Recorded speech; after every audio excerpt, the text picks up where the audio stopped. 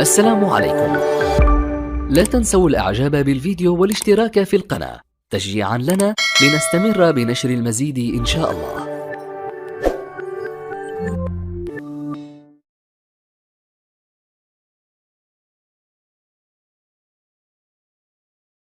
هنالك أكثر من 60,000 نوع مختلف من الأشجار في العالم، أي منها هو المفضل لديك؟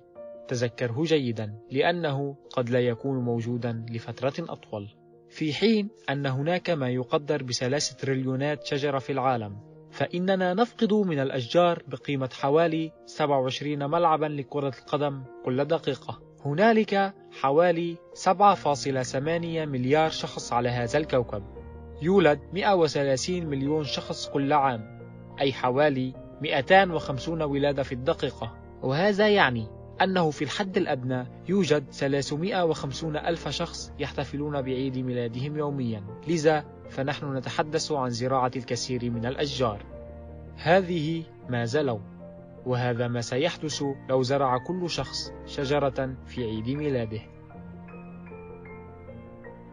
إن تنفس الأشجار والنباتات هو الذي ينتج الهواء الذي نتنفسه، وتعمل الأشجار على منع حدوث الفيضانات وزيادة قيمة الممتلكات، وهي تمتص انبعاثات الكربون الضارة التي تعمل على ارتفاع درجة حرارة كوكبنا وتعرض حياتنا للخطر. إذن كم عدد الأشجار التي ستكون كافية لإنقاذنا؟ سوف نحتاج إلى 1,545 مليار شجرة لامتصاص جميع الانبعاثات، ولكن هل يمكننا الوصول إلى هذا الهدف؟ بافتراض بقاء عدد سكاننا على حاله تقريبا ولا نلوث أكثر مما نفعل الآن، فسوف يستغرق الأمر 2.5 جيل من زراعة شجرة في عيد الميلاد لزرع 1.5 تريليون شجرة، ولكنها ستحتاج مساحة أرض كبيرة بحجم آسيا وأوروبا وأستراليا مجتمعين.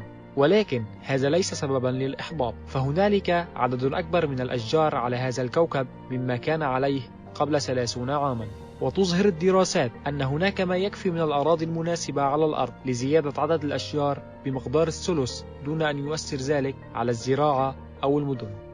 يمكن لمشروع غرس الأشجار الضخم أن يمحو ما يقارب 100 عام من انبعاثات الكربون، وقد يستغرق الأمر أيضا 100 عام لزراعة هذه الغابات، ومن المتوقع أن يصل عدد سكان العالم إلى 11 مليار في 100 عام من الآن، لذا قد يكون الوقت المناسب لبدء الزراعة هو الآن.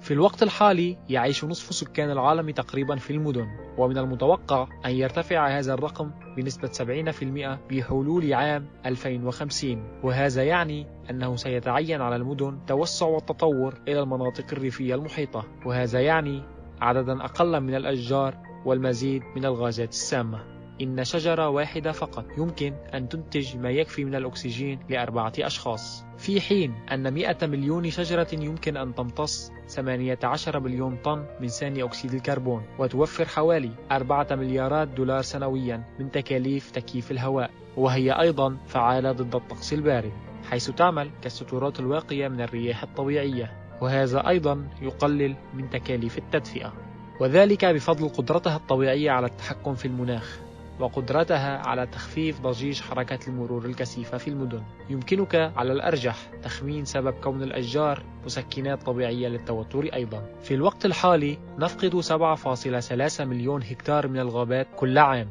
وهي مساحات تقارب حجم بينما، والعديد من مشاريع غرس الأشجار الضخمة تتعرض للإحباط بسبب الصراعات السياسية والاقتصادية ناهيك عن القيود الجغرافية. ولكن طالما لديك حفنة من البذور في المناخ المناسب في الفناء الخلفي، يمكنك إحداث فرق من خلال زراعة شجرة صغيرة واحدة فقط، لذا حاول مساعدتنا في تنمية مستقبل أفضل.